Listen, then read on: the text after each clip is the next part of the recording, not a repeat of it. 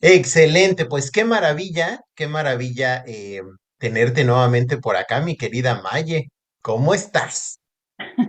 Bien, gracias. Me da mucho gusto estar de nuevo aquí compartiendo uno de los mil temas que podemos compartir.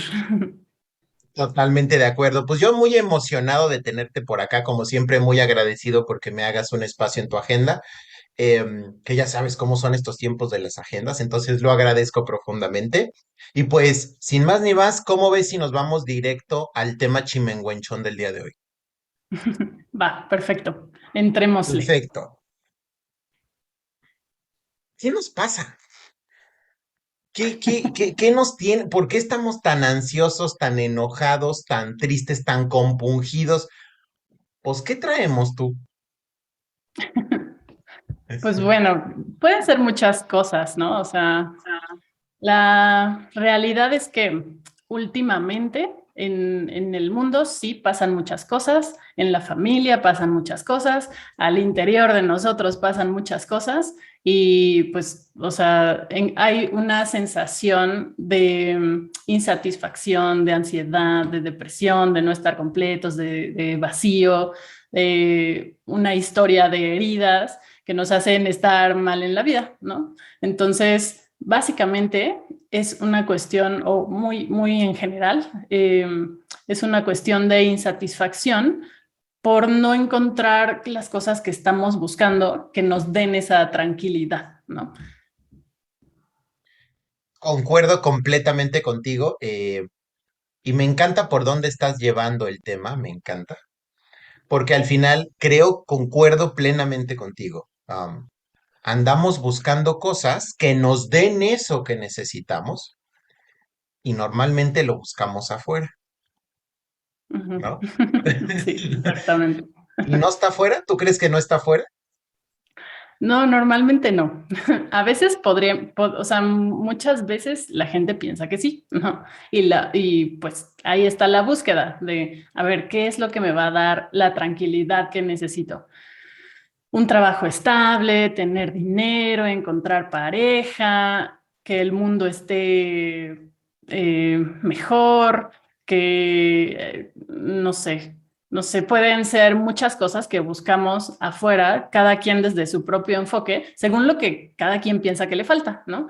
Si yo pienso que me falta amor, pues entonces tal vez voy a buscar una pareja para ahora sí estar completa, feliz y tranquila, ¿no?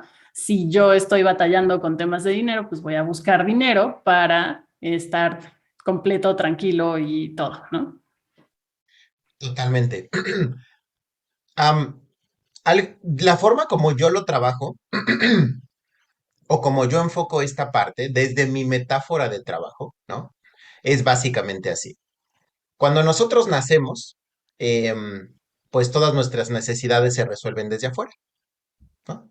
Porque, pues, porque no podemos resolverlas nosotros, ¿no? Y todavía no exploramos el mundo interno, es más, todavía ni sabemos que hay un mundo interno. Es más, la división entre el yo y el otro todavía está medio difusa, ¿no? Entonces, pues se genera un mecanismo de supervivencia llamado ego, y este ego me dice, si tú necesitas algo, debes encontrar la forma de extraerlo del mundo exterior, de que te lo den otras personas, porque necesitamos de otras personas, ¿no? Entonces, como niños, el ego es un mecanismo de supervivencia, es vital porque necesito encontrarle el modo a papá, a mamá, a la tía, al hermano, a la hermana, ¿no? Para que me den eso que tanto necesito, llámese atención, apapacho, ser vistos, validación, lo que tú quieras, ¿no? Pero también es cierto que en la vida hay etapas. Uh Y -huh. entonces llega un momento en el que mis necesidades son tan complejas que ahí sí ya no las puedo resolver desde afuera, ¿no? Entiéndase que justo es la adolescencia, ¿no? La adolescencia es, de pronto llega una etapa en donde tengo necesidad de validación y pues papá, mamá, el tío, la tía, el hermano, la hermana se pueden voltear de cabeza y no me voy a sentir validado porque ahí pues ya la fuente ya no puede ser externa, ¿no? ¿Cómo ves? ¿Cómo ves la metáfora? Sí, tiene mucho sentido. O sea, Pues cuando nacemos sí somos dependientes, sí necesitamos de otros en lo que vamos agarrándole la onda a cómo funciona el mundo, ¿no?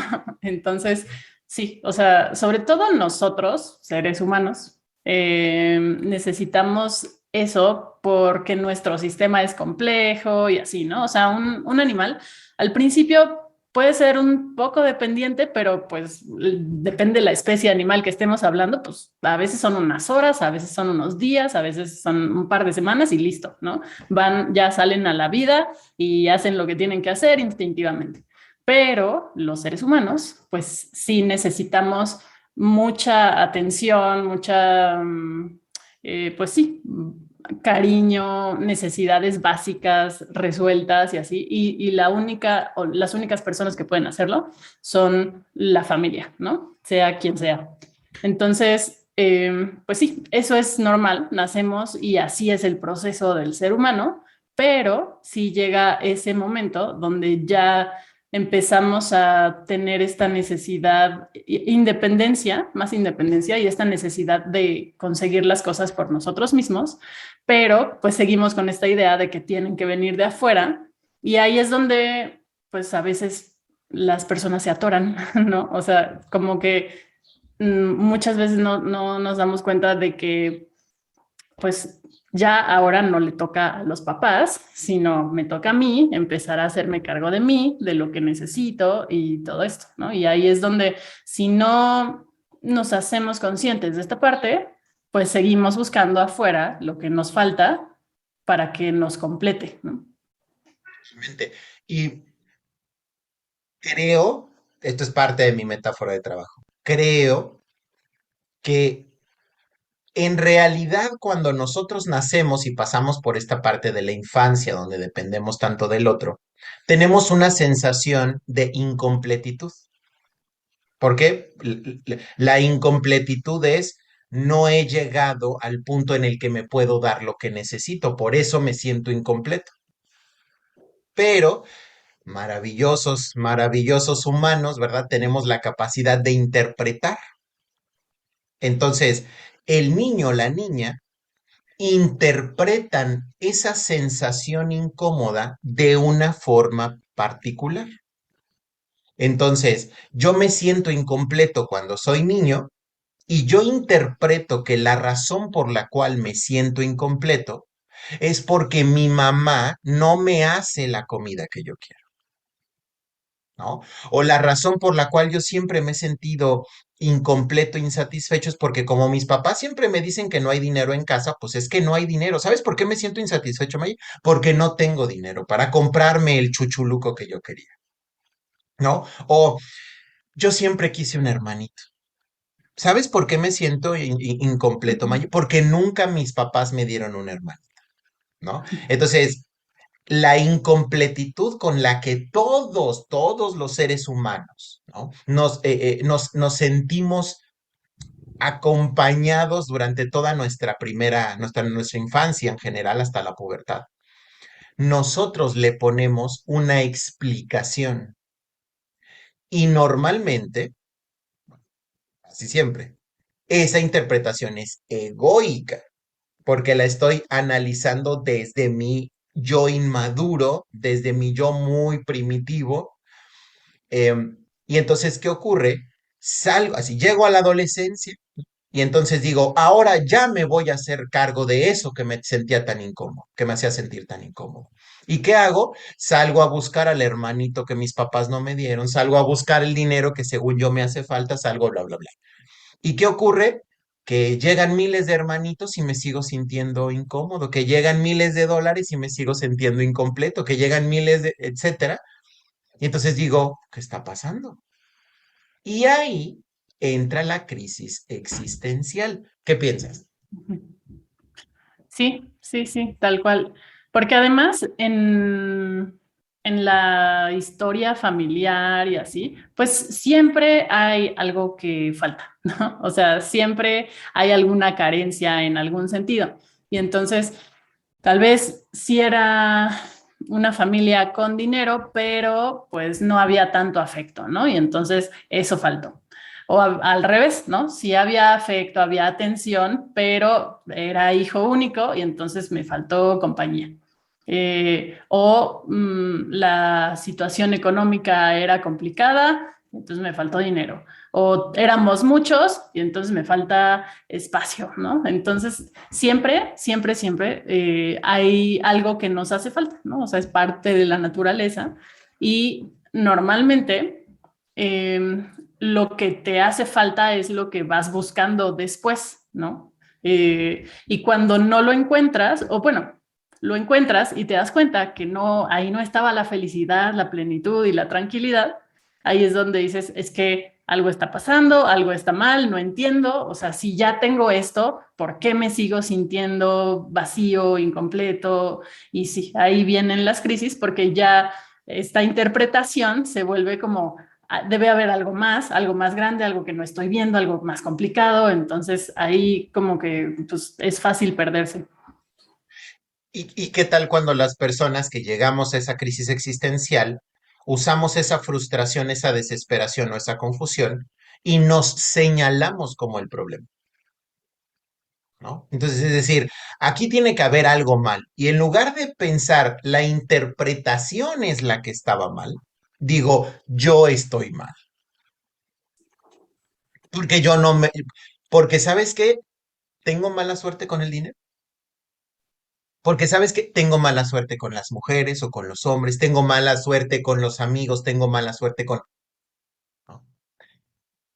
¿Y qué hacemos con eso?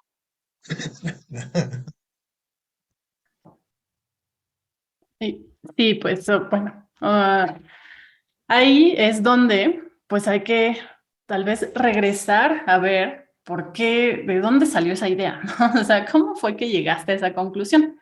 Porque si vamos trazando el caminito de regreso, entonces muchas veces encontramos que en ese momento, pues ya tenemos esta idea muy clara, ¿no? De, es que yo debo estar mal porque no tengo lo que necesito o lo que quiero.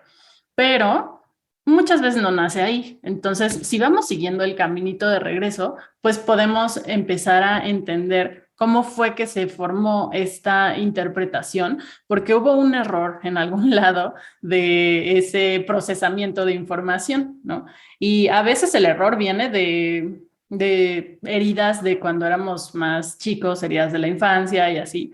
Y entonces, desde ahí hubo algo que se empezó a sentir como que, ay, tal vez la gente no me da lo que quiero porque soy muy callado, ¿no? Y entonces, en ese momento, cuando somos niños, o el niño no entiende o no tiene el mismo, las mismas posibilidades de racionalizar las cosas como un adulto, pero las sensaciones ahí están, las ideas ahí están. Y entonces si vamos buscando en reversa dónde estuvo la falla en ese procesamiento, pues ahí es donde podemos encontrar realmente la respuesta y no afuera. Pero eso normalmente pues se hace con ayuda de alguien o en un proceso introspectivo importante, ¿no? Porque si no empiezas a seguir ese hilo, pues sigues buscando afuera, ¿no? Sigues buscando como, a ver, pero es que, ¿qué pasa, no? ¿Por qué otros sí tienen esto y yo no? O sea, entra el tema de la comparación, de por qué otras personas sí son felices, qué tienen ellos, yo entonces tengo algo o me falta algo que no me permite ser feliz como es esa otra persona, ¿no? Totalmente. ¿Y qué tal cuando nos vamos a revisar en este pasado que mencionas y la persona sigue buscando afuera? Es decir, a ver, vámonos a revisar tu infancia. A ver, ¿qué pasó con el tío? ¿Qué pasó con la mamá? ¿Qué pasó con la relación con el perro? Y de pronto la persona dice, ya le entendí. El problema era mi mamá. Y es como de, no necesariamente, ¿no? Y la persona te explica y dice, claro que el problema es mi mamá, porque fíjate, me trataba así, así, así, y me dijo esto, y pasó esta situación, y etcétera. De ahí tiene que venir. Entonces ya no es mi responsabilidad. Es culpa de mi madre, ¿no? Y entonces ahí es donde uno le dice, o sea, a ver, no estoy negando todos esos hechos, yo no estaba, no lo estoy negando, pero creo que tal vez lo que ella hizo, no lo hizo con la intención con la que tú lo estás leyendo. Y más bien esa intención que tú le estás poniendo es una interpretación y tal vez pudiera ser parte de lo que te ha traído hasta aquí el día de hoy, ¿no?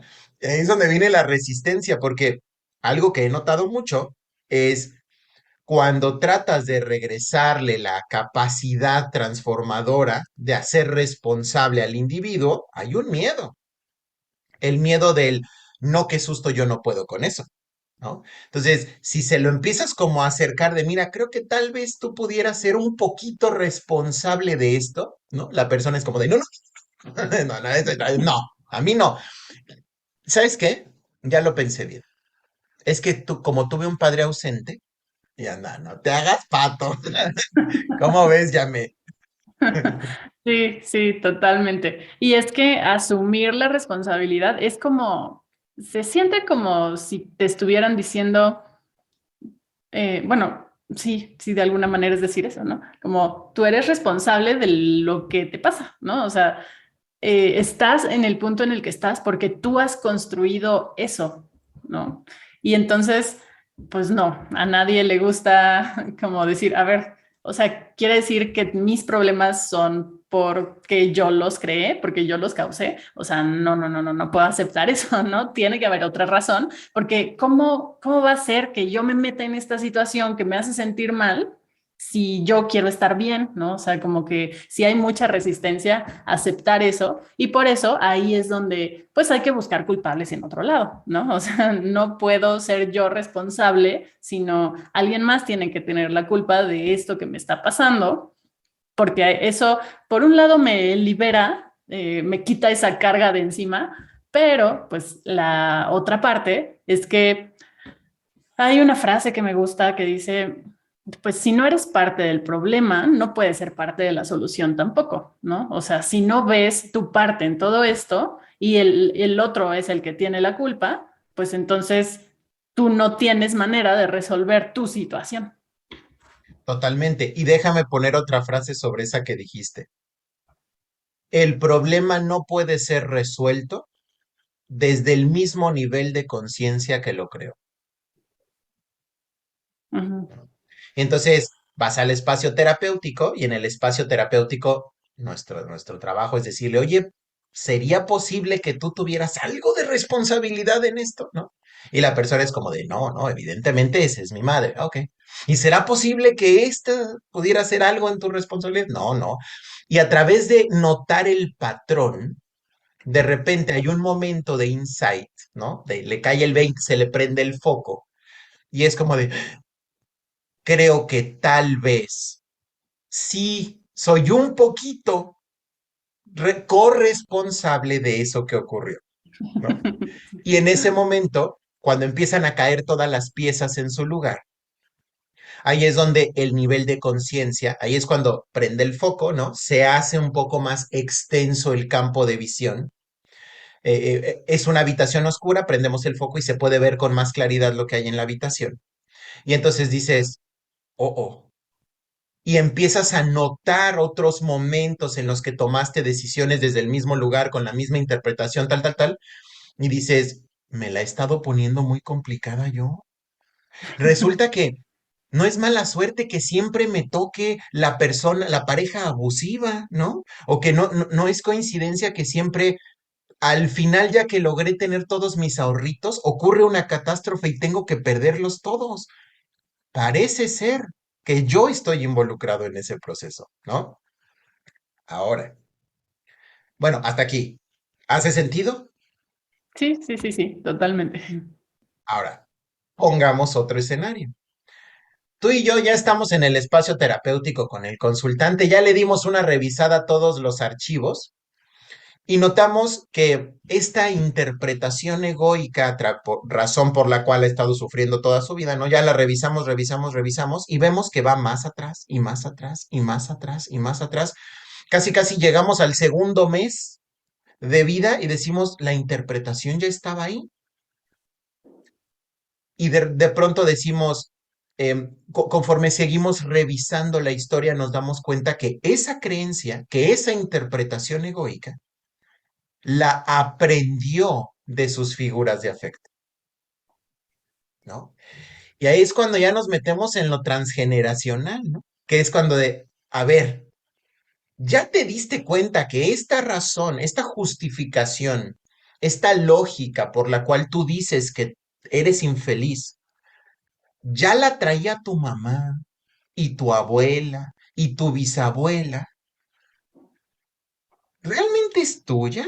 ¿Realmente, realmente desde esa creencia estamos logrando explicar lo que ocurre? ¿O solo es una creencia transmitida que ni siquiera es comprendida? ¿Qué piensas? Ujú. Sí, pues hay mucho de eso, o sea, porque hay muchos patrones que se van repitiendo de generación en generación y pues cuando somos niños somos esponjas, ¿no? O sea, absorbemos todo.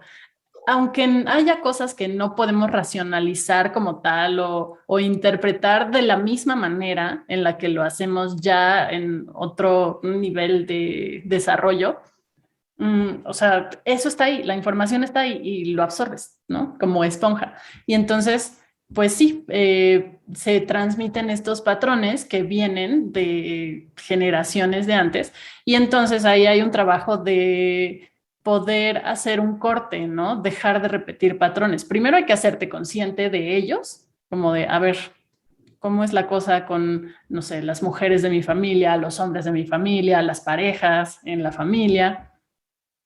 Y cuando identificas ese patrón y le, como dices, ¿no? Es como alumbrar algo que, un cuarto que está oscuro, pues ahí entra esta posibilidad también de decir, pues quiero hacerlo diferente, ¿no? O sea, necesito romper con esto y quiero hacerlo distinto, pero ahí se mueven otro tipo de cosas como en la familia, una de las cosas más importantes que necesitamos todos es la pertenencia, ¿no? Y entonces, si yo rompo con este patrón, pues dejo de, o sea, se siente que está este riesgo a ser excluido o excluida de la familia, porque en la familia todos son infieles, ¿no? O en la familia todas son madres solteras. O sea, si yo de pronto decido que eso ya no lo quiero para mí, quiero hacerlo distinto, pues se activan estos miedos y esta resistencia de, pues me van a excluir, voy a dejar de ser parte de la familia, porque si eso es algo que caracteriza a la familia, ahí me voy a quedar solito, ¿no? O solita. Totalmente. Y en algún momento, tratando de entender este fenómeno, decía yo, ¿y qué? O sea, ¿por qué nos asusta tanto el ya no compartir algo con nuestra familia, ¿no? El ser excluidos, el traicionar a la familia. ¿Y qué? ¿Por qué nos compunge tanto? ¿De dónde viene?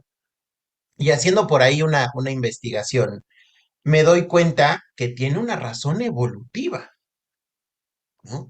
Y es que al final entendamos que como grupos humanos, viviendo esta vida holgada y relajada que tenemos hoy en día, donde todo está al alcance del picarle, ¿no? Y estoy hablando, por supuesto, aquí con mucho respeto, sé que hay más de la mitad del planeta que no está en estas condiciones, ¿no? Yo estoy hablando de otro sector, ¿no? Y aún así este porcentaje de la población mundial que no tiene estas facilidades y estas comodidades, de todas formas tiene más comodidades que las que teníamos hace 1000 años, ¿no?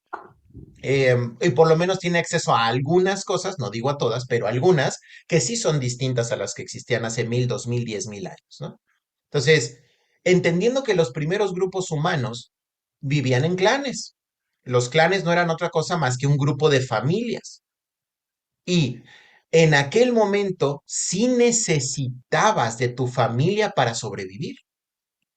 Porque si tú decías, me emancipo, al diablo el clan del oso cavernario, al diablo me largo, ¿no? Me agarro mi piel con mis nuecesitas y me voy del clan. Pues las posibilidades de sobrevivir eran pues prácticamente nula. O te comía el tigre, o no podías encontrar alimento, o te agarraba el invierno y te congelabas, o venía el otro grupo y te devoraba. Es decir, el pertenecer a un grupo era una cuestión de supervivencia. Y fueron muchos miles de años viviendo bajo este esquema. Pensemos que este esquema más holgado, pues tendrá lo mucho que será 5.000 años. De ahí en más, los otros, todos los otros, ¿no? Desde hace 100.000 años que andamos por acá, este, pues es un montonal de tiempo en el que hemos metido el mismo programa de clan y realmente 5.000 o incluso menos, nos podríamos atrever a decir que este tema de poder romper con la familia, pues es un tema nuevo, estamos hablando de menos de 1.000 años. Entonces, romper 100.000 años de programación con 1.000 años de modernidad, pues no, genéticamente no es viable, ¿no? Entonces, ¿qué ocurre? Tenemos un miedo muy primitivo a que si traicionamos el estandarte, el código, del emblema familiar, ¿no? Aquí todas somos víctimas de los hombres malditos, infieles, ¿no? ¿No? Aquí todos nos morimos de una congestión alcohólica porque somos bien machos, ¿no? Entonces, si yo rompo el emblema familiar, pues entonces me voy a morir, no voy a sobrevivir. Y si bien no es que alcance a llegar a mi corteza para que yo diga, ay, este es un miedo primitivo, lo siento a nivel muy profundo. ¿Qué piensas? Sí, sí. Y es que eso también está muy codificado ahí, ¿no? O sea, como dices, no es algo que podamos explicar tan fácilmente nada más reflexionando, ¿no? O sea, a lo que llegamos es que tengo miedo de perder a mi familia, de que me excluyan, de que eso ya me va a hacer distinto a ellos y entonces ya se van a ir. Pero, pues sí, hay todo un fundamento evolutivo porque, como bien dices, antes pues no era fácil sobrevivir solo, ¿no? Pero se siente, o sea, la reacción es instintiva, ¿no? Ahí es donde no es fácil explicarlo, pero se siente y ahí está. Totalmente. Y ya llegó la persona, ya revisamos, ¿no? Y resulta que descubrimos que la persona tenía ahí el tema transgeneracional, ¿no? Descubrimos el lema de la familia. Ok. Y entonces poco a poco vamos acompañando ahí a la persona y diciéndole, pero tranquilo, o sea, no te vas a morir de hambre, de veras, no te va a comer el otro clan, o sea, puedes emanciparte de tu familia y construir un sistema con tus valores, con tus creencias, con tu enfoque ante la vida. Y entonces viene la otra parte, ¿no? Del decir, pero es que qué tal que nadie lo comparte, qué tal que nadie me entiende, qué tal que nadie me quiere, qué tal que nadie me acepta, ¿no? Y ahí viene esta parte de la vulnerabilidad y me voy a exponer a que todos vean mi emblema personal, a que me vean el escudo, me vean mi código postal y me juzguen, ¿no? ¿Y qué hacemos con eso, Maggie? Pues sí, o sea, también pasa eso, ¿no? Que además, mmm, también muchos de estos miedos, si bien son instintivos, pues no necesariamente la familia se va, ¿no? O te deja de querer o así, ¿no? O sea, de ahí, de entrada, es un proceso de ayudarle a la persona a ir como adoptando sus propios valores y, o sea, muchas veces, la mayoría de las veces, a menos que sea una cosa muy transgresora, muy extrema, pues la familia sigue ahí, ¿no? Aceptando estas diferencias. Y de la misma manera, pues cuando o sea, es que es una experiencia nueva, ¿no? O sea, si yo empiezo a cambio patrones, establezco muy claramente mis valores, pero esto es distinto de lo que yo conocía, pues no, muchas veces no es tener no he tenido la experiencia de, ya sé que hay otras personas así, ¿no? O sea, yo lo que conozco es esto otro. Entonces ahí entra la duda, entra el miedo, entra la vulnerabilidad, pero pues lo que se trabaja es lo mismo, ¿no? Hay una frase que últimamente tengo muy presente que dice que, o sea, la frase conocida es, hay que ver para creer, ¿no? O sea, primero yo necesito evidencia de que eso existe para poder creerlo, ¿no? Pero también se puede trabajar en el otro sentido. Creer que sí puede ser posible eso y entonces puedo empezar a verlo, ¿no? Porque también es una cuestión de dónde estás poniendo tu atención, porque mágicamente pasa que cuando mi atención está enfocada en algo, veo mucho de eso, ¿no? Pero cuando cambio mi enfoque a otra cosa, también empiezo a ver mucho de eso otro. Y entonces es una cuestión de ir cambiando el enfoque, abrirte a esas posibilidades a pesar del miedo o con todo y el miedo, porque pues el miedo es muy natural y ahí va a estar.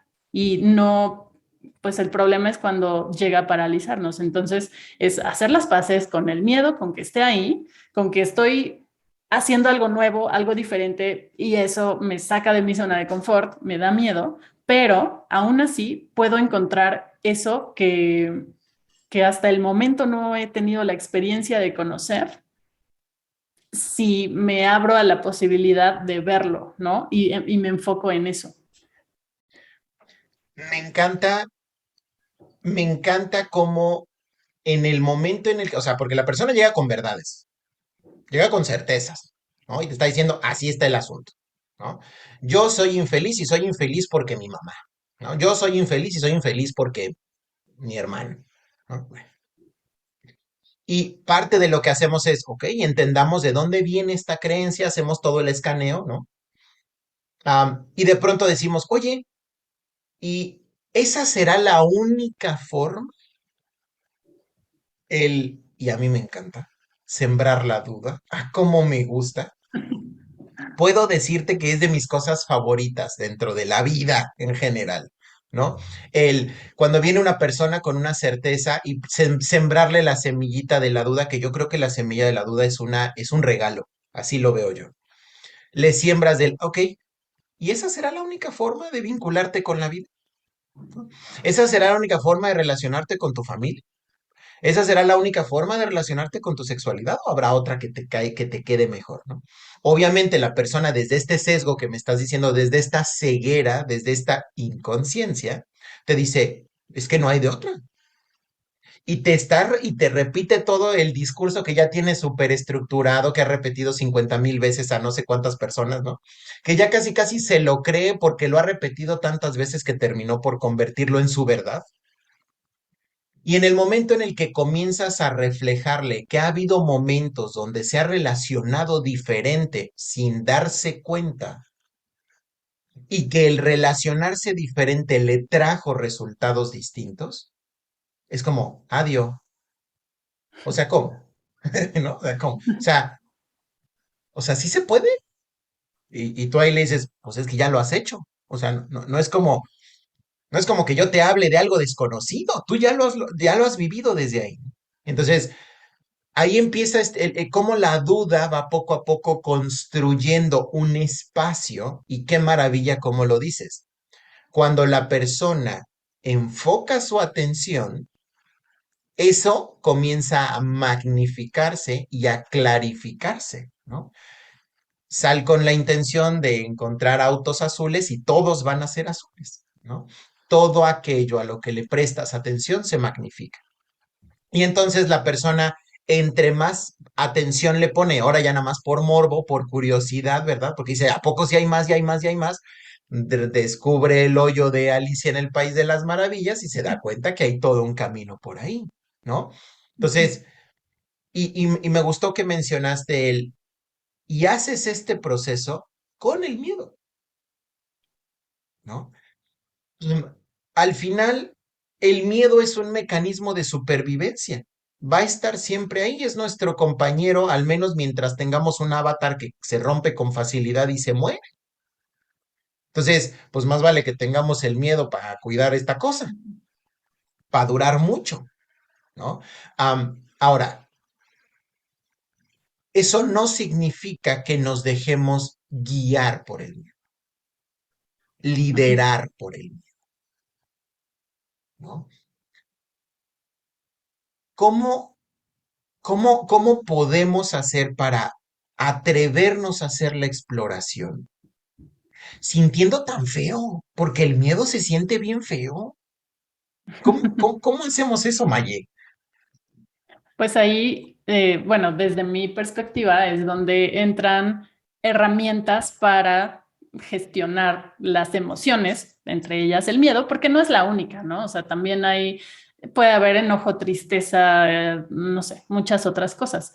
Y entonces, hacer las paces con el miedo también es eso, es aceptar que ahí va a estar y pues saber qué hacer con él cuando aparezca, ¿no? Saber empezar a distinguir como, ok, a ver, estoy teniendo miedo, pero aún así, aunque la voz del miedo me dice ciertas cosas y me dice, mejor no hagamos esto, o no, por ahí se ve muy peligroso, mejor vamos a tomar la ruta fácil, o ¿para qué quieres cambiar? O sea, mejor quedémonos así.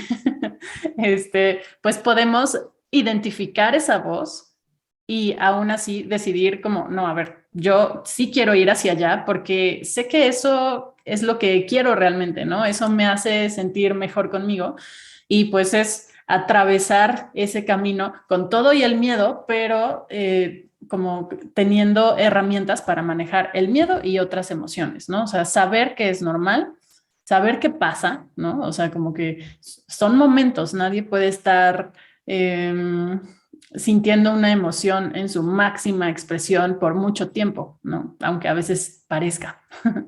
Pero pues con estas herramientas para manejar las emociones, entenderlas, poder platicar con ellas y decir, aún así, aunque tú estés ahí, entiendo el mensaje o sea, entiendo que me estás queriendo cuidar, como dices, con el miedo, pero sí puedo tomar este riesgo, ¿no? Sí quiero ver qué pasa del otro lado.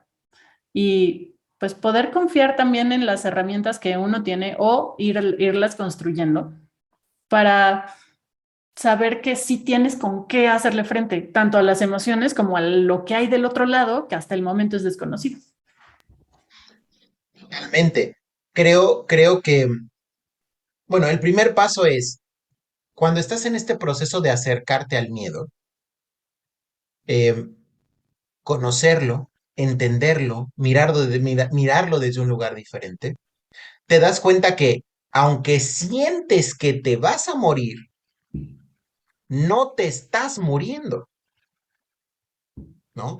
Porque a veces le